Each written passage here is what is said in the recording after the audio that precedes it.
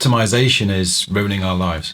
Optimization sounds like a good thing, something worthwhile, something worth aiming for. Optimizing your results for greater and wider impact, all good things, right? From a young age, we're pressurized and coerced into optimization. You got to get those good grades so you can get into a better school and get that special job. Our entertainment platforms have been optimized for clicks and screen time.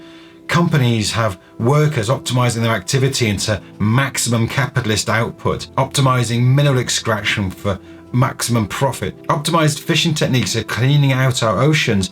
According to United Nations Food and Agriculture Organization, the world's authority on fisheries, 34.2% of fisheries are overfished. Margins in farming have been squeezed by supermarkets and suppliers, forcing farmers to optimize productivity, leading to factory farming and over-optimized use of the land to grow crops. And for what? Are we happier for this optimization? Are we living more content lives? Why have the best school grades, sacrificing your youth to anxiety-inducing pressure to get that special job, just as some boss can do the same to squeeze as much productivity and profits out of you? Social media platforms are changing how we express our creativity, swapping art for optimization just to get those clicks, keeping our eyeballs on the screen so they can sell you advertising. Our optimized capacity to extract wealth from the planet is destroying our environment. We're not separate from nature. We raised walls to try and separate ourselves from it, but we are nature, and by destroying it for wealth, we are destroying ourselves. Biodiversity, as we know it, is fundamental to human life on Earth, and the evidence is unequivocal. It is being destroyed by us at a rate unprecedented in history.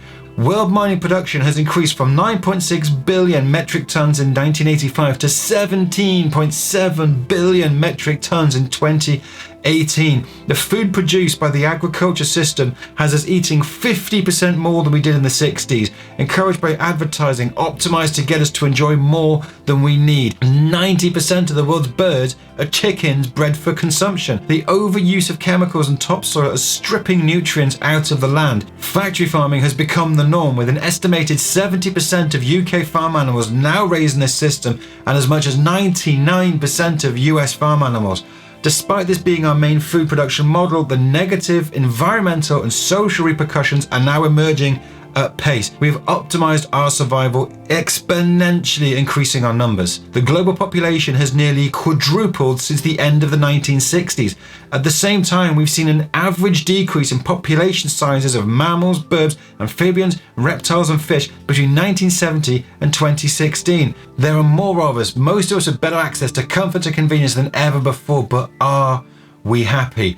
Has this optimization made our lives that much better? And I'm left wondering, with all this optimization going on, who exactly are we optimizing for? If we just take a moment, take a step back, take a breath, and opt out of this type of optimization, all of this changes. Maybe the right approach is looking at what we're actually doing with our time. Do you really need that job? Why are you working so hard on that presentation? Is that promotion going to fulfill you? Do you need to drive a new car? And for those of us who are happy to pursue the intense accumulation of wealth, are we considering the wider cost for our personal gain? Some optimization is good. When you're making a movie, you want to optimize the budget so you can make the best film possible. We want to optimize our waste reduction, optimize energy efficiency, optimize the time we spend with our families and loved ones. So maybe rejecting the concept entirely isn't the right approach. Optimization can be good, up to a point. Everything has a cost. The problem is most of us are removed from it. Most of us don't have to till the land to plant crops or mine ore to make our own metals, catch fish for our dinner, and most of us don't build our own houses. We're removed from the true cost and its impact. Maybe the real problem is we lack a sense or understanding of consequence beyond our own experience. Maybe when we work that out, we'll do things differently.